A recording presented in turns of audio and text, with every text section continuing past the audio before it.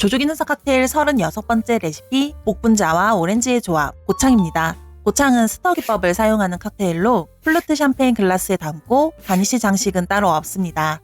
고창에 들어가는 재료로는 선운산 복분자주 2온스, 트리플색 2분의 1온스, 마지막으로 스트라이프 사이다가 2온스 들어가며 복분자주에 사이다를 타서 마시는 복사 하이볼을 떠올리셔서 들어가는 순서대로 복트사, 앞글자씩 외우시길 추천드립니다.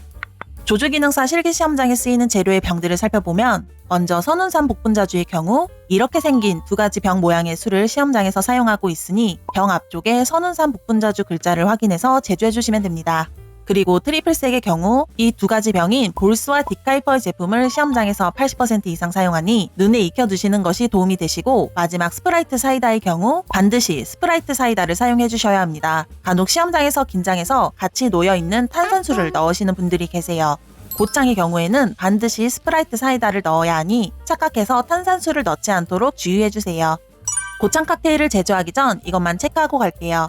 첫째, 조주기능사 실기시험에서 스터 기법의 칵테일은 오직 맨해튼, 드라이 마티니, 고창, 불바디에 이 네 가지에만 사용된다. 그리고 스터 기법에는 믹싱 글라스를 사용해서 재료를 혼합해 주시는데 이때 바스푼으로 저을 때 마구 섞지 말고 글라스의 벽을 따라 약 8회 정도는 저어 주셔야 합니다. 간혹 시험 때 시간이 부족해서 4-5번만 적고 만드시는 분들이 있는데 일부 시험장에서는 스터의 횟수도 꼼꼼하게 보기 때문에 최소 6번에서 8번은 꼭 저어주세요.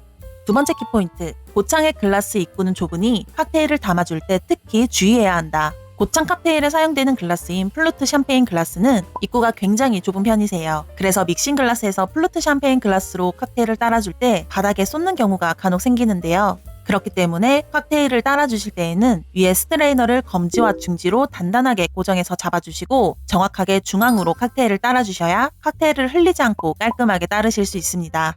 자, 그럼 이제 고창을 만들어 볼까요? 제일 먼저 플루트 샴페인 글라스에 얼음을 넣어 칠링을 해줍니다. 이때 잔에 얼음을 4-5개 정도 넣어주는 것이 좋습니다.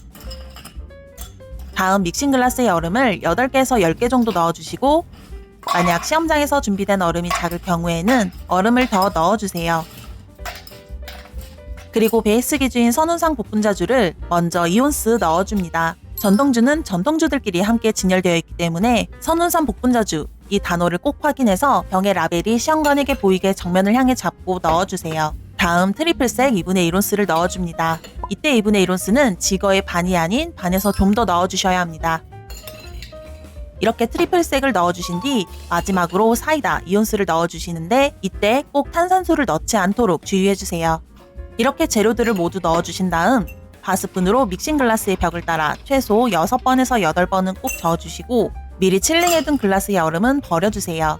그런 다음 믹싱 글라스에 스트레이너를 띄우고 검지와 중지로 단단하게 고정해주신 뒤 글라스의 밑부분을 잡고 쭉 따라줍니다. 이때 혹시 흘릴까봐 너무 천천히 넣으시면 오히려 믹싱 글라스 입구를 따라 칵테일을 흘릴 수 있으니 입구의 중앙 부분으로 빠르고 정확하게 넣어주세요. 이렇게 넣어주신 다음 코스터에 올리면서 제출해주시면 됩니다. 조조기능사 칵테일 36번째 레시피 고창 칵테일 완성입니다.